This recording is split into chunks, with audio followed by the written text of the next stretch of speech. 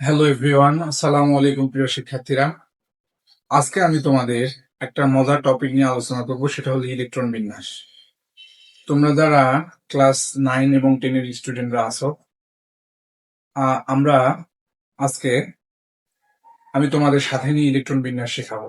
তো ইলেকট্রন বিন্যাস কত সহজে করা যায় সেই জিনিসটাই আজকে আমি তোমাদের নিয়ে ডিসকাস করব। তো দেখো, ইলেকট্রন বিন্যাস করতে গেলে যে জিনিসগুলো জানতেই হবে, এক নাম্বারটা হলো উপশক্তি স্তরের সর্বোচ্চ ইলেকট্রন ধারণ।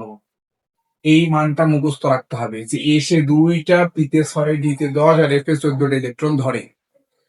আর বিভিন্ন শক্তি স্তরের অরবিটাল গুলো মনে রাখতে হবে যে দ্বিতীয় শক্তি স্তরে কয়টা অরবিটাল আছে, তৃতীয়তে কয়টা আছে, চতুর্থতে কয়টা আছে। এইটার পাশাপাশি আমাদের অরবিটালের ক্রম মনে রাখতে হবে। অরবিটালের ক্রম জাস্ট আমরা মনে রাখবো 1s, 2s, 2p, 3s, 3p। Just এই কয়েকটা ক্রম মনে রাখি হবে। বইয়ে যদিও অনেকগুলো আছে, এতগুলো জানার দরকার নেই। জাস্ট এই কয়েকটা মনে রাখো, দেখি ইলেকট্রন বিন্যাস হয় কিনা।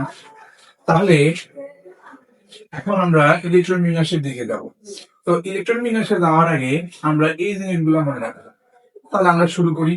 তো ইলেকট্রন বিন্যাসের ক্ষেত্রে আমার একটা নিয়ম আছে, সেটা হলো যে এই নিয়মটা তোমরা নোট করে নাও। এই নিয়মটা অনুযায়ী ইলেকট্রন বিন্যাস করলে পারবা, ইজিলি পারবা। দেখো, প্রথমে হলো এই নিয়মটি গ্রুপ 18, এই নিয়মটি 18 এর পরের মৌলের ক্ষেত্রে কিন্তু ইউজ করতে হবে, ক্ষেত্রে ব্যবহৃত হয়। সেটা হলো শক্তি স্তরের সাথে, নিয়মটা হলো শক্তি স্তর +1, শক্তি স্তরের সাথে +1 বা যোগ 1 দিতে হবে। আর উপশক্তি স্তরের ক্ষেত্রে পূর্বের অরবিটাল আসতে হবে। উপশক্তি স্তরে পূর্বের অরবিটালে আসতে হবে, উপশক্তি স্তরে পূর্বের অরবিটালে আসতে হবে। পূর্বের অরবিটালে আসা মানে হলো, ধরো আমাদের 4টা উপশক্তি স্তর আছে, আমি বললাম পূর্বের অরবিটালে আসবে, মানে যে অরবিটাল দেওয়া থাকবে সেইখান থেকে পূর্বের অরবিটালে, ধরো এফ এ দেওয়া আছে, তাহলে তার পূর্বে ডি তে আসবে, ডি তে থাকলে এফ, পি তে আসবে, পি থাকলে এসে আসবে, এইভাবে আসতে হবে। তবে এখানে বিশেষ দ্রষ্টব্য হলো যে যদি এর উপশক্তি স্তর আসে তবে সামনে না গিয়ে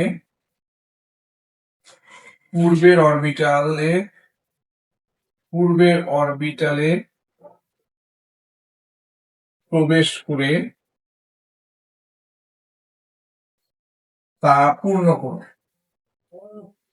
তা পূর্ণ করবে, পূর্বের অরবিটালে প্রবেশ করে তা পূর্ণ করবে। এবং এই নিয়মটি 3p এর ক্ষেত্রে পূর্ণ হবে, এবং এই নিয়মটি 3p এর পর থেকে প্রযোজ্য হবে। 3p অরবিটালের পর থেকে এই নিয়মটা প্রযোজ্য। জাস্ট এই কয়েকটা জিনিস মনে রাখলেই 1 থেকে শুরু করে 118 পর্যন্ত ইলেকট্রন বিন্যাস অবশ্যই পারবা। যদি না পারো, চ্যালেঞ্জ থাকলো, অবশ্যই তোমরা এই বিষয়টা পারবে। জাস্ট এইটা ফলো করো, বাসায় 2-3 বার প্র্যাকটিস করবা, 1 থেকে 118 মৌলের ইলেকট্রন বিন্যাস ইজিলি পারবা, কনফার্ম। জাস্ট এই রুলসটা মনে রাখতে হবে, ঠিক আছে? এই রুলসটা মনে রাখলেই আমরা ইজিলি এটা পারবো। তাহলে আসো আমরা ইলেকট্রন বিন্যাস করে দেখি 2-1টা, যে এই রুলসটা দিয়ে হয় কিনা।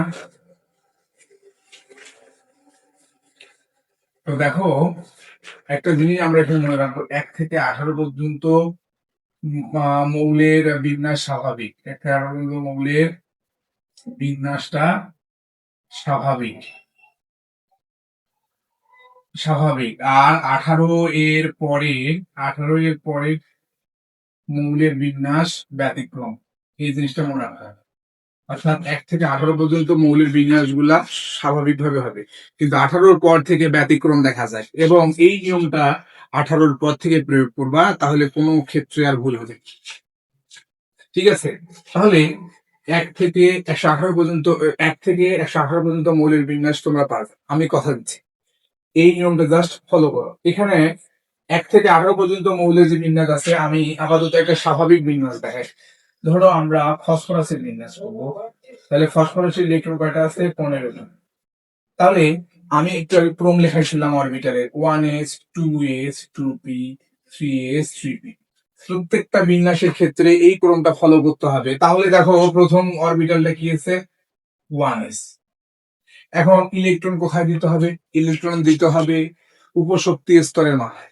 তাহলে উপশক্তি স্তরের ক্ষেত্রে আমরা 4টা উপশক্তি স্তর জানি, এসে 2টা, পিতে 6, ডিতে 10, এফে 40। তাহলে দেখো এখানে আমরা ইলেকট্রন দিব, কয়টা দিব? মাথায় রাখবো, যদি ম্যাক্সিমামটা দেওয়ার পরও, মানে যেটা সর্বোচ্চ সেই ইলেকট্রন দেওয়ার পরও আমার হাতে ইলেকট্রন বাকি থাকে, তাহলে পুরাটাই দিয়ে দিব। তাহলে আমরা দিয়ে দিব এখানে 2টি, কারণ 2টা দিলে আরো 13টা ইলেকট্রন বাকি থাকে। তাহলে আমি কয়টা ইলেকট্রন দিয়ে দিছি? 2টা। আমার 15টার মধ্যে কয়টা গেল? 2টা গেল, থাকলো কত? 13টা। এই 13টা এখন দিব। তো 1s এর পরে কি হয়? 2s। 2s দিলাম। এস যেখানেই থাক না কেন, তার 2টা ইলেকট্রনই ম্যাক্সিমাম, ও যার সাথে থাকে না। তাহলে এস এ কয়টা ধরে? 2টা। এখন এই এস এ কয়টা দিতে হবে? 2টা দিতে হবে। কেন 2টা দিতে হবে? কারণ আমি যদি 13 থেকে 2টা দিই, আরো থাকে 11। বুঝতে পারছো? এখন 2s এর পর কত হয়? 2। এখন এখানে দেখো পি তে কয়টা ধরে? 6টা ইলেকট্রন ধরে। আচ্ছা, নিজেকে প্রশ্ন করতে হবে যে পি তে আমি যদি 6টা ইলেকট্রন দিই, আমার কি আরো ইলেকট্রন বাকি থাকে? দেখো পি তে 6টা দিলে, 11টার মধ্যে যদি পি তে 6টা দিয়ে দেয়, তাহলে অবশ্যই আরো বাকি থাকে 5টা। তাহলে যদি বাকি থাকে, তাহলে এখানে পুরোটাই দিয়ে দিতে হবে। 6টা দিয়ে দিলাম। তাহলে এখন হিসাব করে দেখো কয়টা হলো? 6, 2, 8 আর 2, 10। বাকি আছে কয়টা? 5টা। এই 5টা কোথায় দিব? 5টা দিব 2p এর পরের অরবিটালে। 2p এর পরে কত হয়? 3s। তাহলে এসে কয়টা ধরে? 2টা ধরে। যেহেতু 5টা ইলেকট্রন আছে, এখান থেকে যদি 2টা বাদ দিয়ে দিই, অর্থাৎ দিয়ে দেই, তাহলে আমার হাতে আরো 3টা ইলেকট্রন থাকে। বুঝছো? তাহলে এখানে কয়টা দিব? 2টা দিব। কেন? 2টার কম দেওয়া যাবে না, এই কারণে যে এখানে যদি 2টা দেই, তাহলে আরো আমার হাতে ইলেকট্রন থাকে। কিন্তু যদি পর্যাপ্তের চেয়ে কম থাকে, তাহলে এখানে 2 এর জায়গায় 1 দেওয়া যেত। তাহলে 3s এর পর কত হবে? 3p। 3p orbital. তাহলে p তে কয়টা ধরে? p তে 6টা ইলেকট্রন ধরে। অর্থাৎ ম্যাক্সিমাম মানে হলো পি 1 থেকে শুরু, 6 শেষ। অর্থাৎ যে কোনো অরবিটালে তার যে সংখ্যাটা আছে ম্যাক্সিমাম ইলেকট্রনটা, তার কম দেওয়া যাবে কিন্তু তার বেশি দেওয়া যাবে না। তাহলে আমার আর বাকি আছে কয়টা ইলেকট্রন? 3টে ইলেকট্রন। তাহলে এই 3টে ইলেকট্রন কি করব? এখানে কি দিব? অবশ্যই দিব, কারণ এই 3টে ইলেকট্রন দেওয়া যাবে, যেহেতু পি এর ম্যাক্সিমাম হলো 6, কিন্তু এর কম দেওয়া যায়, বেশি দেওয়া যায়। এইভাবে তোমরা সহজেই ইলেকট্রন বিন্যাস করতে পারো। ঠিক আছে,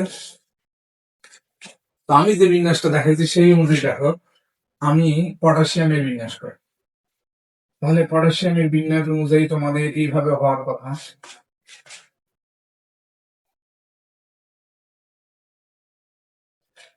তাহলে এর পরেরটা হওয়ার কথা কি? 3D তে। তাহলে 3D তে লাস্ট ইলেকট্রনটা বসার কথা, তাই নয় কি? পটাশিয়ামের ক্ষেত্রে এরকম হওয়ার কথা, কিন্তু এই বিন্যাসটা অ্যাকসেপ্টেবল না।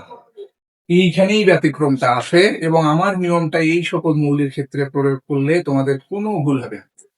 দেখো আমি নিয়ম প্রয়োগ করে দেখাই, দেখি পারো কিনা ইলেকট্রন বিন্যাস। তাহলে আমরা 1s2 2s2 2p6 3s2 3p6 পর্যন্ত যাবো। আমি সেখানে বলেই দিছি এই নিয়মটি 3p এর পর থেকে প্রযোজ্য হবে, অর্থাৎ 3p অরবিটাল যখন আসবে তারপর থেকে প্রয়োগ করবা, হয়ে যাবে। দেখো আমি নিয়মে কি বলছি, এই 3p আসলে শক্তি স্তর যেটা আছে, শক্তি স্তর কোনটা তোমরা অবশ্যই জানো। 3p এর মধ্যে শক্তি স্তর হলো সংখ্যাটা। তাহলে সংখ্যাটা কত? 3। তার সাথে 1 যোগ করলে কত হয়? 4। এখন আমি বলছি এই যে বর্ণটা আছে, এই বর্ণটা হলো উপশক্তি স্তর। তাহলে এই বর্ণ যে উপশক্তি স্তরে আছে তার পূর্বেরটাতে, তাহলে আছে কিসে? পি তে। তার পূর্বেরটা কত এস, তাহলে এখানে কি হবে এস। তাহলে দেখো এখানে 18টা হয়ে গেল, আর হাতে কয়টা ইলেকট্রন বাকি ছিল? একটা ইলেকট্রন, ওই একটা ইলেকট্রন এখানে। তাহলে প্রিয় শিক্ষার্থীরা, তোমরা অনেকেই এখানে ভুল করো যেখানে যে জায়গাটাতে, সেটা হলো তোমরা 3D লিখবো না 4S লিখবো, এইখানে কনফিউশনে পড়ে যাও।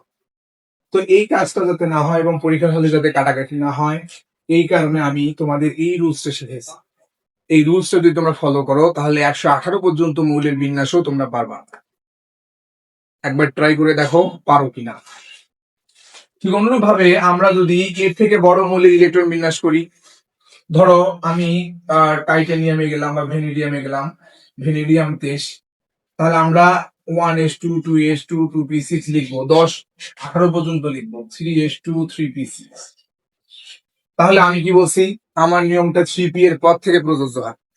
3p, তাহলে কি করবো, শক্তির স্তর 3 থেকে 1 যোগ করি 4, p থেকে 1 কমাই মানে p থেকে পূর্বে আসবো, তাহলে p এর পূর্বে কোন অরবিটাল আছে s, তাহলে 18টা এখানে আছে 23টা, তা 18টা আর এসে কয়টা ধরে, দুইটা ধরে, দুইটা দেওয়া যাবে কি, অবশ্যই যাবে, কারণ দুইটা দিলেও আমার হাতে আরো ইলেকট্রন বাকি থাকতেছে, তাই নয় কি? ও, তাহলে 18 আর 2 কয়টা হলো 20টা, বাকি আছে 3টা ইলেকট্রন। 3টা ইলেকট্রন দিব কোথায়? দেখো আমি বলছি যখন এর উপশক্তি স্তর আসবে, যখন এর উপশক্তি স্তর আসবে তখন আর সামনের অরবিটালে যাব না, তার পূর্বে কোন অরবিটাল ফাঁকা আছে কিনা সেইটাতে আসবো। তাহলে দেখো এস আসছি, সামনে আসবে, এর পূর্বে কি কোনো অরবিটাল আছে? তোমরা বলো তো। অবশ্যই আছে, কারণ তৃতীয় শক্তি স্তরে 3টে অরবিটাল আছে, 3s 3p 3d। তাহলে 3p এর পরে কোন অরবিটাল হবে? অবশ্যই 3d অরবিটাল হবে। তাহলে এই 3d অরবিটাল যখন আসলাম তখন বাকি ইলেকট্রন এখানে দিই, তাহলে 20টা অলরেডি দিয়ে দিচ্ছে, আর কয়টা ইলেকট্রন আছে? 3টে ইলেকট্রন আছে, ওই 3টা ইলেকট্রন এখানে বসে। বুঝছো? এইভাবে তোমরা এই রুলসটা ফলো করে ইলেকট্রন বিন্যাস বাসায় 2-3 বার যদি প্র্যাকটিস করো, আশা করি ইলেকট্রন বিন্যাস তোমাদের কাছে একবারে ইজি লাগবে। তো আমি তোমাদের চেষ্টা করছি ইলেকট্রন বিন্যাসটা কত সহজে শেখানো যায় সেই কাজটা করার চেষ্টা করলাম। তো তোমরা বাসায় এটা প্র্যাকটিস করবা। তো তোমাদের ধন্যবাদ এবং তোমাদের জন্য শুভকামনা যে তোমরা ইলেকট্রন বিন্যাস শিখতে পারবা, আশা করি। আজকে এই পর্যন্তই।